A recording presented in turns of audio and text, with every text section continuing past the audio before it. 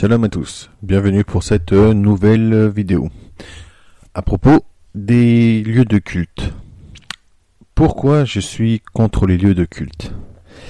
Je vais vous expliquer pourquoi je suis contre les lieux de culte et pourquoi moi-même je n'y vais pas. Donc, tout d'abord, il faut savoir que toutes les religions, en particulier les religions monothéistes, donc le judaïsme, le christianisme et l'islam, s'accordent à dire une chose, c'est que les lieux de culte sont les maisons de Dieu. Comme ils disent eux-mêmes, un seul Dieu et trois religions. Pourtant, c'est dans les lieux de culte qui se passe le plus de choses. Si vous allez dans les lieux de culte, que ce soit dans n'importe quelle religion, dans n'importe quel lieu de culte, que ce soit d'une église, d'une synagogue, d'une mosquée, ou je ne sais quoi, il se passe le plus de choses. Déjà, nous avons les hypocrites. Nous avons des gens qui jugent leurs prochains sans arrêt, même pendant les offices. Ça m'est déjà arrivé d'aller dans des synagogues ou dans des églises et même en passant devant des mosquées, c'est que les gens critiquaient les autres en disant oui, t'as vu ceci, t'as vu cela. C'est connu, pourtant, c'est connu que dans les synagogues, dans les églises et dans les mosquées, dans n'importe quel lieu de culte dans le monde entier, les gens critiquent les autres. Les gens se mettent à critiquer les autres, les gens... Donc, par exemple, ils disent « Oh, t'as vu comment elle a habillé celle-là » ou... Donc, la personne qui prie, elle critique, et critique son voisin, et critique même sa collègue de travail. Enfin, voilà. Tous les gens viennent en principe pour prier, pour se repentir de leurs péchés, et non pour, au contraire, envenimer leur situation personnelle. C'est-à-dire que plus vous critiquez, plus vous pratiquez l'injustice, donc vous êtes dans le mensonge et tout, voilà. Donc dans les lieux de culte aussi il se passe des choses, c'est que il y a des sectaires, les gens, c'est là où ils en profitent le plus de la faiblesse des humains. Vous allez voir quelqu'un obligé, il va vous dire dans une église ou un truc comme ça, il va vous dire tu te sens seul, oh ma pauvre, viens avec moi.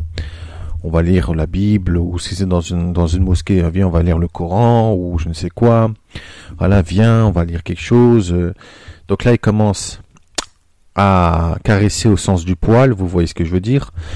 Et après là, c'est le lavage de cerveau total. Voilà. Si tu te reconvertis pas, t'auras ceci, t'auras cela. Malheureusement, c'est qu'il y a beaucoup de sectaires et de faux croyants qui emmènent le mal. Et que dans ces lieux de culte, la plupart du temps, par exemple, vous avez vu les histoires des églises où il y a eu les cas de pédophilie, où vous avez des cas où il y a eu des meurtres ou des massacres dans le passé, dans ces lieux de culte, ou qu'il y en a encore. Par exemple, il y a des terroristes qui viennent dans les églises ou dans les synagogues pour tuer des juifs et des chrétiens. Voilà, il y a du sang qui coule, du sang innocent. Il y a plein de trucs, de toute façon. Et puis il y a aussi les morts. Les morts, il faut savoir que les morts viennent la nuit dans les lieux de culte pour trouver le repos de l'âme et ne trouvent pas, parce que la présence de Dieu ni de Yeshua est dans les lieux de culte du monde entier. De plus, les morts vont souvent dans les églises, parce que il faut savoir que c'est Yeshua qui est celui qui donne la vie éternelle.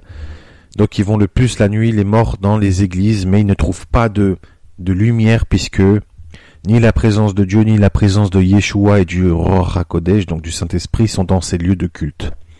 Vous aurez beau bâtir un lieu de culte, si il se passe des trucs dans ce lieu de culte, il y a de la sorcellerie, du mensonge, il se passe des trucs atroces, la présence de Dieu ne sera pas dans ces lieux.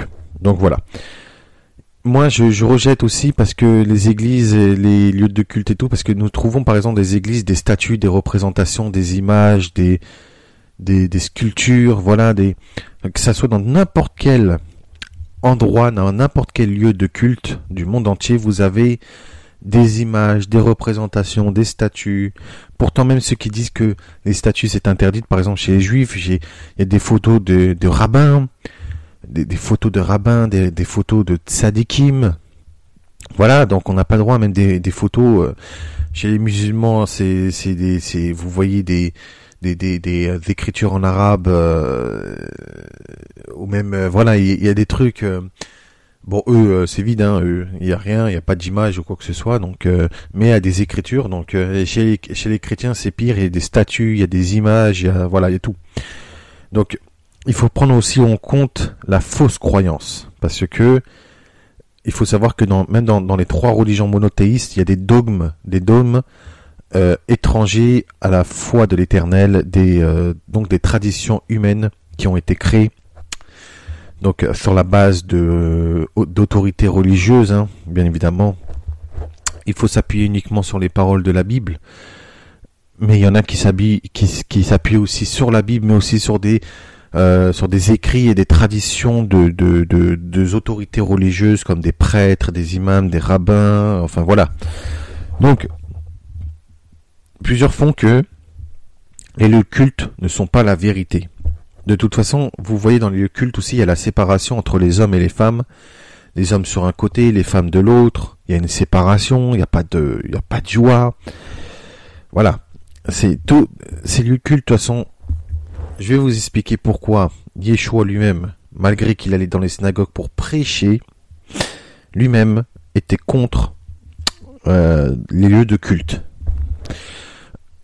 Moi, je dis que vous n'avez pas besoin d'aller dans des lieux cultes pour servir l'Éternel et pour louer l'Éternel. Malgré que David disait je célébrerai l'Éternel dans la grande assemblée, ce n'est pas pour ça que vous allez prendre ce passage en disant oui, moi aussi je vais prier dans la grande assemblée, mais sauf que si vous bénissez et louez l'Éternel devant une grande assemblée où il y a des images, des statues, des représentations, des prêtres pédophiles ou je ne sais quoi, ou des gens qui font des détournements d'argent, blanchissement d'argent, parce qu'il y a ça dans les églises, dans les lieux cultes et tout, il y a des blanchissements d'argent, les offrandes des fidèles, blanchissement d'argent.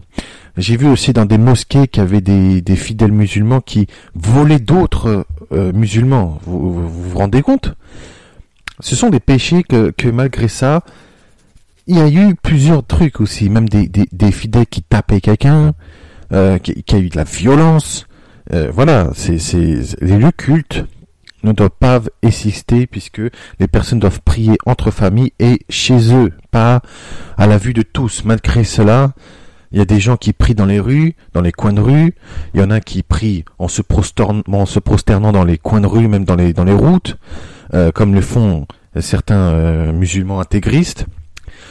En Israël, vous avez aussi des juifs qui prient en pleine rue.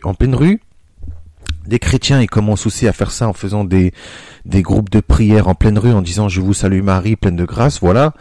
Il y en a qui font la même chose. Donc, qu'est-ce qui se passe, c'est que ils font ce que Yeshua l'a dit. Lorsque vous priez, ne soyez pas comme les hypocrites qui aiment prier debout dans les synagogues et au coin des rues pour être vus des hommes. Donc, ça prouve que le lieu de culte en lui-même, les lieux de culte, les églises, les mosquées, les synagogues et tout le bordel, sont des lieux publics. Donc, pour être vus aux yeux des hommes. Donc, moi,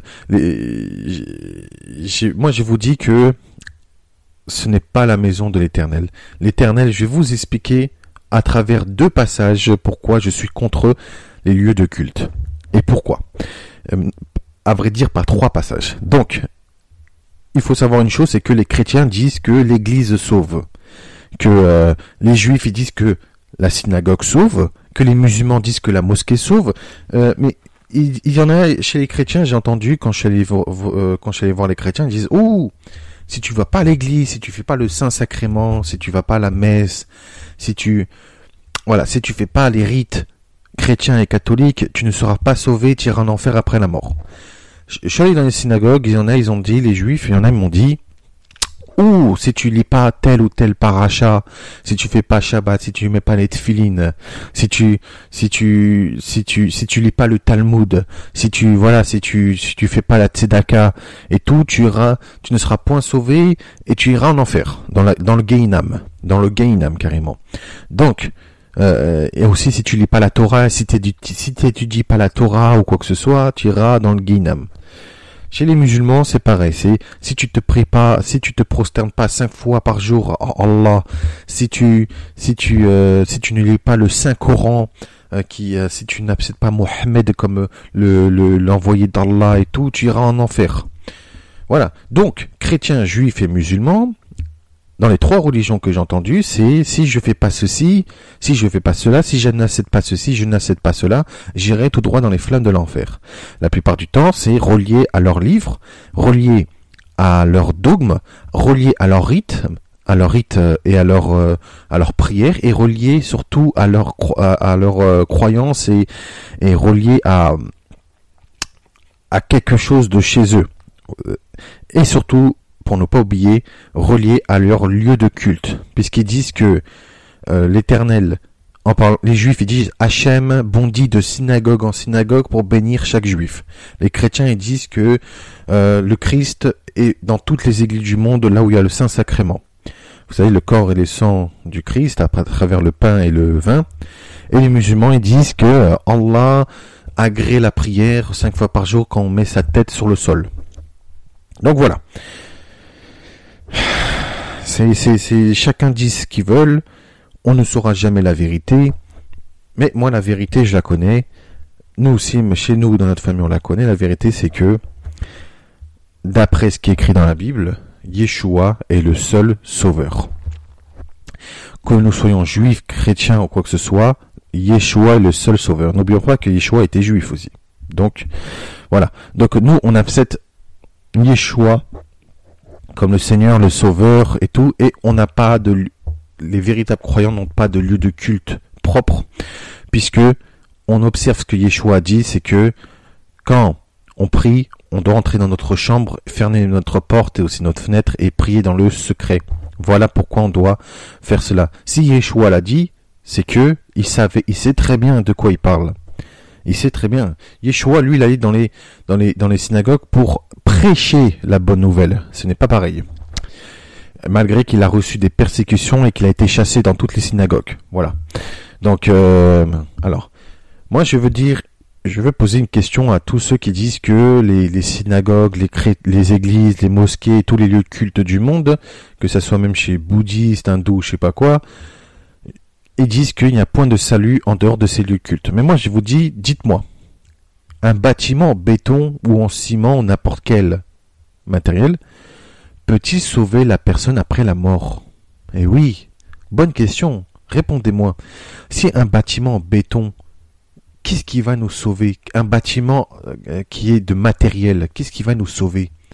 Puisque les chrétiens ils disent point de salut en dehors de l'église, que l'église sauve et que l'église sauve après la mort. Mais donc ça veut dire qu'après ma mort, je vais avoir un gros bâtiment énorme qui va venir me sauver. Alors il va me dire viens, je vais te montrer le salut éternel, la vie éternelle.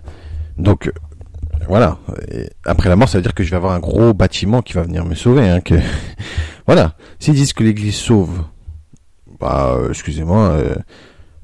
Moi, si on m'aurait dit Yeshua sauve, alors là, il n'y a pas de problème. Mais une église, un bâtiment en béton, qu'est-ce qu'un bâtiment en béton sauve? Voilà. Vous allez me dire, oui, mais l'église, c'est le corps du Christ, l'église, c'est le mystère du Christ.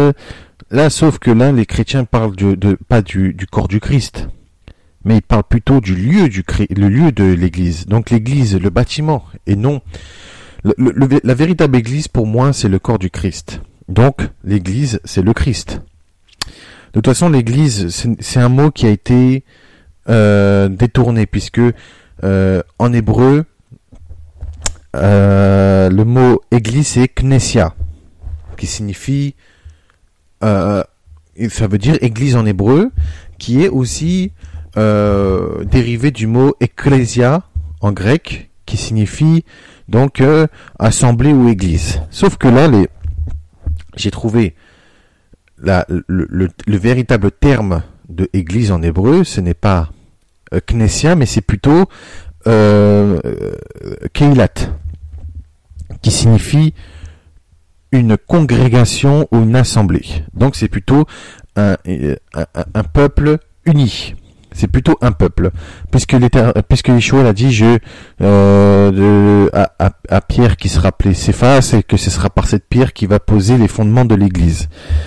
Sauf que Pierre en hébreu c'est Aven, qui est un dérivé de un mélange de Abba et de Ben, Aven, qui est donc alors l'Église du Christ serait plus un enseignement, donc un fondement de père en fils, donc de génération en génération à travers Pierre, et non à travers un bâtiment en pierre.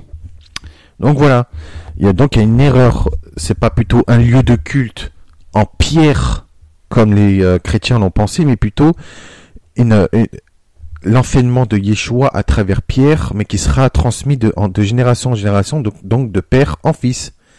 Voilà, donc ça veut dire ça. Donc la bonne nouvelle sera transmise de génération en génération et que les séjours des morts ne prévaudront point. Donc que le séjour des morts ne pourra pas avoir d'impact ni de puissance sur la parole de Yeshua qui sera transmise de génération en génération.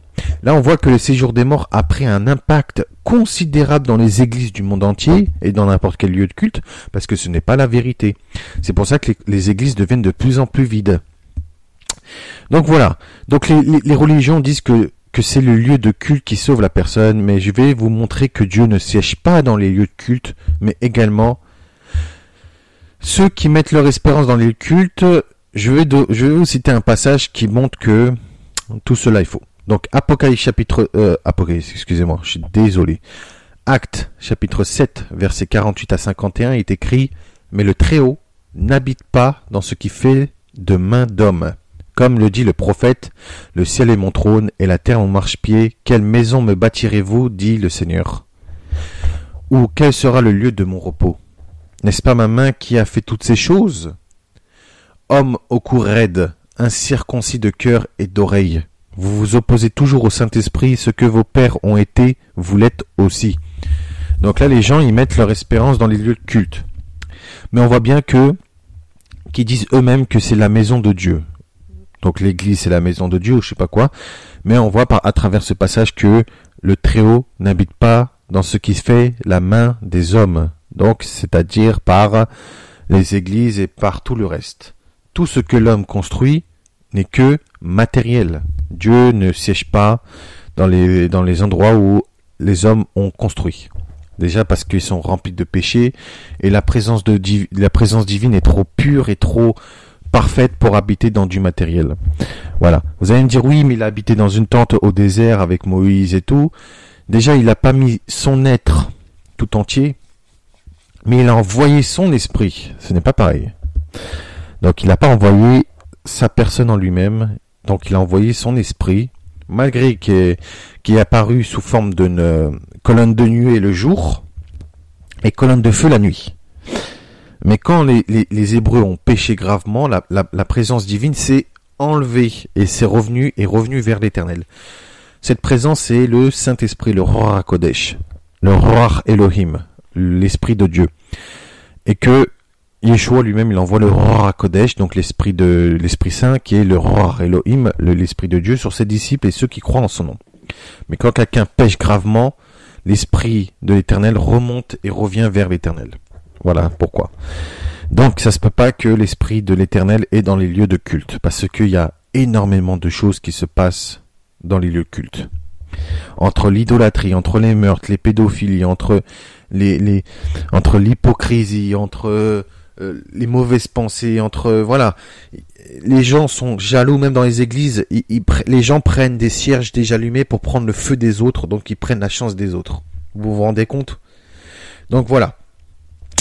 Même Étienne l'a dit, vous vous opposez toujours au Saint-Esprit, ce que vos pères ont été, vous l'êtes aussi, c'est normal, vous reprenez les traditions de vos pères. Donc, vos pères ont enseigné d'aller prier dans des lieux de culte, de n'importe quelle religion que vous êtes.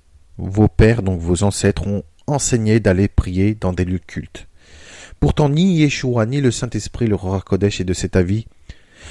Yeshua avait averti qu'il faut prier dans le secret et non publiquement comme font les religions, comme est écrit dans Matthieu chapitre 6, versets 5 à 8. Il est écrit Lorsque vous priez, ne soyez pas comme les hypocrites qui aiment prier debout dans les synagogues et au coin de rue. Donc on peut remplacer par synagogue par lieu de culte, de toute religion, pour être vu auprès des hommes. Je vous le dis, en vérité, ils reçoivent leur récompense. Donc c'est où la récompense? En enfer. Mais quand tu pries, entre dans ta chambre, ferme ta porte et prie ton Père qui est là dans le secret, dans le lieu secret, et ton Père qui voit dans le lieu secret te le rendra. En priant, ne multipliez pas de vaines paroles comme font les païens, qui s'imaginent qu'à force de paroles ils seront exaucés. Ne les ressemblez pas, car votre Père sait de quoi vous avez besoin avant que vous lui demandiez. Il faut savoir que dans toutes les religions, les gens se répètent. Les croyants se répètent. Chez les catholiques et les chrétiens, ils font le chapelet, ils se répètent. Il vous met un coup de fouet de 150 Je vous salue Marie, 150 Notre Père. Voilà, ils se répètent machinalement. Chez les juifs, vous avez les sidours, ils se répètent les mêmes paroles. Et quand vous demandez de prier avec leur cœur, ils ne savent pas. Chez les musulmans, c'est pareil. Avec leur Coran, ils récitent des sourates. Ils récitent. Ils vont réciter par cœur sans livre, mais quand vous demandez de prier eux-mêmes, de leur propre cœur, ils ne savent pas. Les gens se répètent. Et pourtant, les chrétiens sont disciples de Yeshua, de Jésus. Ils devront savoir que de ne pas multiplier de vaines paroles comme font les païens, qui s'imaginent à force de paroles, ils seront exaucés. C'est pas en disant, je vous salue Marie, je vous salue Marie, je vous salue Marie, je vous salue Marie. Notre Père, notre Père, notre Père, notre Père, notre Père. C'est pas ça. Ça, c'est pas de la prière. Ça, c'est, on dirait, vous êtes en train d'apprendre on dirait que vous allez apprendre une dictée. On dirait que vous allez réciter une dictée par cœur. C'est pareil. Ça vient pas du cœur, c'est machinalement. Et quand vous dites, prie avec ton cœur, c'est quoi, je sais pas faire. Voilà. Il n'y a pas de spiritualité. C'est pas en disant, je vous salue Marie, je vous salue Marie, je vous salue Marie, je vous salue Marie, je vous salue Marie, je vous salue Marie, que vous serez exaucé. Même Marie, dans les cieux, elle doit se dire, mais, ok, je vous salue Marie, mais qu'est-ce qu'il veut? Je sais pas. Et puis, Marie ne doit pas être priée. Vous le savez très bien. Les saints ne doivent pas être priés. Marie est en train de se reposer dans le royaume des cieux. Pourquoi vous priez Marie? On n'a pas le droit de prier des saints et des saintes. Vous le savez très bien. Marie ne peut pas apporter la vie éternelle. Elle ne peut pas être l'avocate des causes désespérées, puisque c'est Yeshua seul qui est tout cela. Elle peut pas être l'avocate. Elle peut pas être elle peut pas intercéder pour les âmes, puisque c'est Yeshua son fils qui fait cela, et non elle-même. Donc, il est dit dans une expression latine de Cyprien de Carthage, extra ecclesiam nulla salus, qui veut dire hors de l'église il n'y a pas de salut. La phrase exacte est plutôt salus extra ecclesiam non est et, qui se trouve dans les lettres des Epistula 4.4 et Epistula 73.21.2. Les chrétiens, notamment les catholiques, disent que les fidèles des autres religions, les athées et le reste ne peuvent être sauvés faute de la foi nécessaire au salut de l'Église. Donc, c'est-à-dire s'ils ne viennent pas se convertir à l'Église et s'ils n'acceptent pas l'Église, donc le bâtiment, comme leur sauveur, ils n'obtiendront jamais de salut après la mort. Comme je vous l'ai dit, ils croient que c'est l'Église qui sauve de la mort et qui sauve l'âme après du jugement de Dieu. Comment un bâtiment en pierre peut sauver à l'heure de la mort et lors du jugement de Dieu? Donc, ils mettent comme sauveur l'Église et non Yeshua Emmanuel HaMashiach, Jésus le Messie, qui est le chemin, la vérité, la vie éternelle, la résurrection, le sauveur et le Seigneur, le Fils de Dieu, le Messie, tant attendu. Ils mettent leur espérance dans un bâtiment en béton et en ciment à la place de celui qui est le sauveur, Yeshua Emmanuel HaMashiach, dont la véritable Église, c'est son corps. Donc son corps céleste et non un bâtiment en pierre. Yeshua, il dit que tous sont allés dans l'église du Christ qui est son corps par la plénitude de la divinité. Ils n'ont pas compris que c'est par le sacrifice de Yeshua que Yeshua a rassemblé juifs et non juifs pour faire un seul peuple et non pour aller faire un bâtiment en pierre. C'est pour ça qu'il n'y a jamais de personnes dans les églises et la présence divine n'est jamais dans les lieux de culte. Avec tout ce qui se passe dans les lieux de culte, je ne vois pas de présence divine. Car vous le savez tous, quand une ou plusieurs personnes pratiquent des péchés graves, la présence de Dieu se détourne de ces personnes. Comme il est écrit dans Isaïe chapitre 1 verset 12 à 15, il est écrit: quand vous venez vous présenter devant moi, qui vous demande de souiller mes parvis, cessez d'apporter de vaines offrandes. J'en ai horreur, l'encens, les nouvelles lunes, les shabbats et les assemblées. Donc les assemblées, on peut dire aussi Knessia, donc les églises. Je ne puis voir le crime s'associer aux solennités. Alors, l'Éternel n'a pas horreur de l'encens, des nouvelles lunes, des shabbats et des assemblées, hein, comme les chrétiens ils disent, hein, puisque ce sont des commandements de pratiquer de pratiquer la nouvelle lune, les shabbats et tout, mais c'est plutôt l'Éternel en a marre que le crime soit associé au fait, qui mélange le crime avec le Shabbat, avec les nouvelles lunes et tout, les encens et tout. Beaucoup disent que oui, c'est interdit de faire, de mettre de l'encens puisque c'est interdit que, suite à ce passage de Isaïe chapitre 1 verset 12 à 15 et tout, que c'est interdit et tout. Non, ils ont pas compris, en vrai. C'est, l'Éternel en a marre que ça soit associé ces choses saintes, qui est l'encens, les nouvelles lunes, le Shabbat, et qui en a marre que ça soit associé au crime. Il en a marre que les nouvelles lunes, les shabbats, l'encens soient associés au crime. C'est comme si vous prenez du sang et vous mélangez avec l'encens. Et vous faites brûler ça en l'honneur de l'Éternel. Il aura horreur l'Éternel de ça. Donc il est dit, mon âme hait vos nouvelles lunes et vos fêtes à cause du crime associé aux sonorités. Elles me sont à charge, je suis las de les supporter. Quand vous étendez vos mains, je détourne de vous mes yeux. Quand vous multipliez les prières, je n'écoute pas. Vos mains sont pleines de sang. Donc, il est écrit dans le même chapitre, mais au verset 16 à 17, donc Isaïe chapitre 1, verset 16 à 17, il est écrit « Lavez-vous, purifiez-vous, ôtez de devant mes yeux la méchanceté de vos actions, cessez de faire le mal, apprenez à faire le bien, recherchez la justice, protégez l'opprimé, faites droit à l'orphelin et défendez la veuve. » C'est pour ça qu'on doit se purifier, demander pardon avant de prier. Et de rendre gloire à l'Éternel, notre Dieu. On ne peut pas mélanger l'impureté avec la pureté, le profane avec le sacré, qu'on ne peut pas mélanger le péché avec l'Éternel. Et nous ne pouvons pas adorer deux maîtres comme Yeshua l'a dit. Donc c'est pour ça que beaucoup font ça, ils viennent dans les lieux cultes, ils mélangent les sonorités avec les crimes, et c'est pour ça que l'Éternel n'est pas dans les lieux de culte. Mais aussi j'aimerais clôturer cette vidéo avec une question, c'est comment la présence divine peut habiter dans des lieux de culte qui pratiquent la pédophilie, le meurtre, le vol, la jalousie, la haine, les critiques sur autrui, la sorcellerie, la médisance, les blasphèmes, les insultes et tout ce qui va avec, comme les statues, les images, les représentations, l'idolâtrie, les sectes, les fausses religions et tout ce qui vient de Satan. Vous allez dans les églises, ils sont tagués par des tags contre Dieu, par exemple, ils disent Dieu est mort, Dieu n'existe pas, ou je sais pas quoi. Comment la présence de Dieu peut se mettre dans ces endroits-là? Comment la présence divine peut venir dans des endroits où du sang innocent ont coulé? Par exemple, que ce soit pendant le Moyen-Âge, pendant les guerres, il y a eu des massacres. Les gens rentraient dans les églises, rentraient dans les synagogues pour exterminer les gens, pour les trancher et pour les égorger sans pitié. Il y a eu du sang innocent, comme les bonnes sœurs qui disaient qu'ils veulent rester célibataires avec les prêtres, et ben ils couchaient ensemble. C'est connu qu'il y a des bonnes sœurs qui couchaient avec les prêtres et qui tombaient enceintes et qui tuaient les bébés après. Qui tuaient les bébés dans les caves, qui tuaient les bébés, tout ça, qu'il y a eu des sacrifices d'animaux, qu'il y a eu même des sacrifices et des invocations sataniques. Comment voulez-vous que la présence divine soit là-dedans?